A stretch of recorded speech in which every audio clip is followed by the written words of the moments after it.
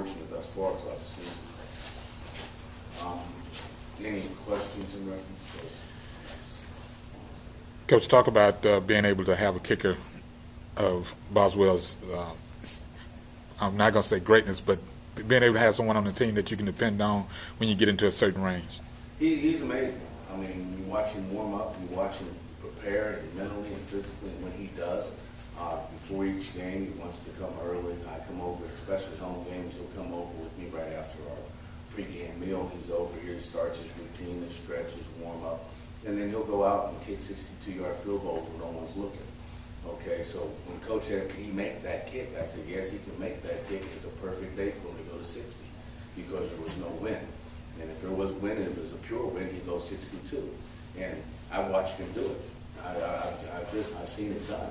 So it's just amazing to see when you say, Boss, you in range, you feel good? He says yes. He never says no. He said, get to the 45 against Kansas. He said he'd be good. Okay, so I mean, he was already in his mind. He said, just get the ball to the 45, we'll be good. I can make it. So we got a few extra yards on that. But that's just the way Chris is. He's very competitive. He's very thorough in his approach, his footwork, his placement on the ball, and he has extreme confidence in his holders. And that's the biggest thing you have to have. You have to have great confidence in your holders and your protection in front of you in order to allow you to really follow through, stay with the motion, stay with the kick, keep your head down, and keep your focus. At punter, do you David was talking earlier in the year about using Taylor Cook, but do you continue to go the route, or is Cameron, you expect to use Cameron in all this year, or do you like that way? Cameron is doing well, and he's maturing and doing a great job, but this particular time is probably within his best interest for us to consider him for next year. He's got an unbelievable leg, but he also has immaturity, and we don't want to waste a year with all the ability he has. They have some negative things. They have 3 good punts and then something that's going to really shank and go out of bounds or anything like that. You don't want to do that to a young player that's immature as he is. He does demonstrate a lot of ability, and we haven't even touched all his potential because he was one of the best kickoff young men that I watched on kickoff coming out of high school too.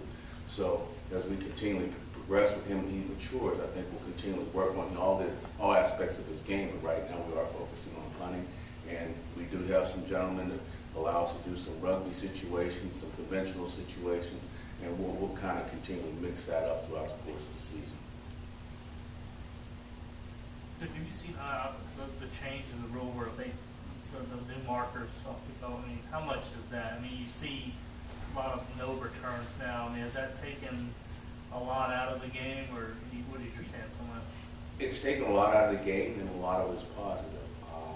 I've been here now 6 years, and I've witnessed a variety of injuries occurring on kickoff return, and it's taken that away. It's taken away the exposure to injury. And also, it is taken away, but then you'll have it just like we dealt with last week. We had a kicker that definitely had the ability to kick the ball out of the end zone, but then wanted to kick the ball anywhere from the goal line to -2, when you had to make a decision, am I going to bring it out? Do I know exactly where I am? You got to make a decision if you're going to bring it out or not. And they kicked it to the gray area, in which we continually brought it out, and we didn't have a choice because it was right on the line. So you bring it out, you're getting great hang time. You're really emphasizing the height of the kick as opposed to the distance.